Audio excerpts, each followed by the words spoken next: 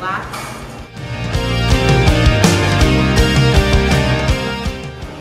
What, really?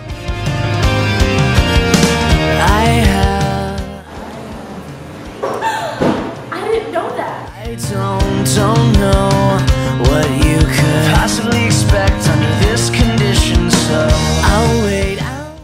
What are the different types of penalties for drugs and alcohol?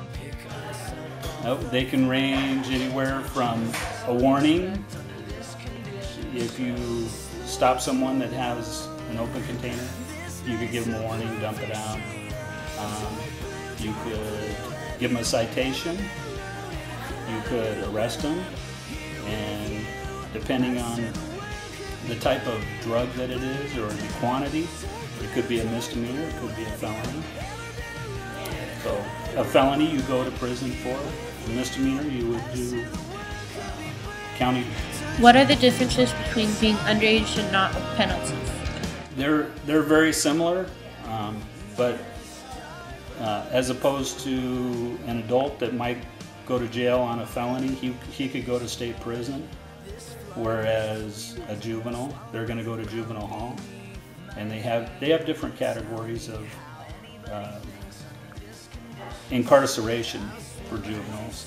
So that it could range from anywhere to from getting sent back home with your parents and having to do like community service or something like that, to spending time in a facility where you actually do time.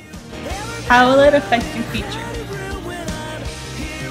And being arrested for that, it could affect what you do as an adult. It could affect whether you get a job in the future. It could. A lot of times, what happens is what you do as a juvenile, it gets kind of wiped out when you become an adult.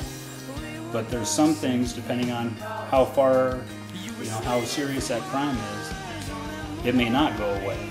So it could stick with you forever. So it kind of depends on exactly what the crime is. But usually drugs, they kind of tend to hurt you for the rest of your future. What's the average age of a drug offender? The average age would be, we've seen something in the paper recently, 5-year-old selling drugs at school. I'm personally aware of people that are 80, 85 years old that have been arrested for selling drugs. So I'm sure there is an average that if you were to look at the people that were arrested, what the average age is, but I couldn't tell you. I just know there's so many, from very young to very old. Are you more concerned with the people who buy drugs or sell drugs? Well, obviously the supply is where you want to start. If there's no supply, people aren't going to be using drugs. But, they're both a big concern. People that are using drugs are out committing crimes. They'll break into your house to support their habits, steal stuff. They're involved in assaults and homicides. So it all kind of goes hand in hand. I think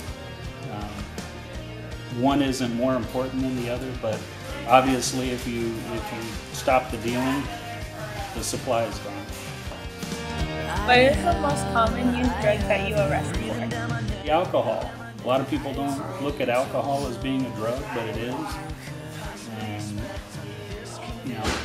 people, it's not legal per se. If you drink like you're supposed to drink, don't get intoxicated, don't do silly things.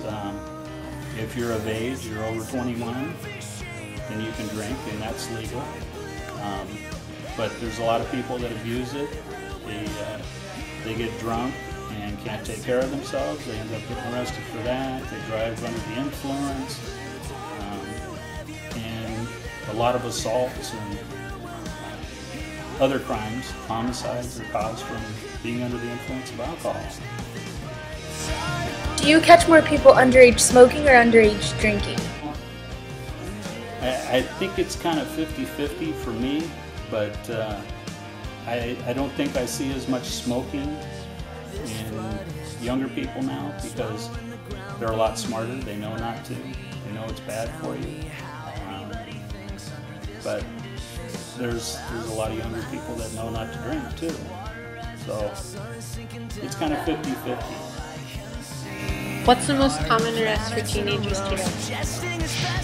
Probably possession of alcohol, if I had to guess at it. You know, and then other simple things like shoplifting and stuff like that. But probably possession of alcohol, the most common that I'm aware of.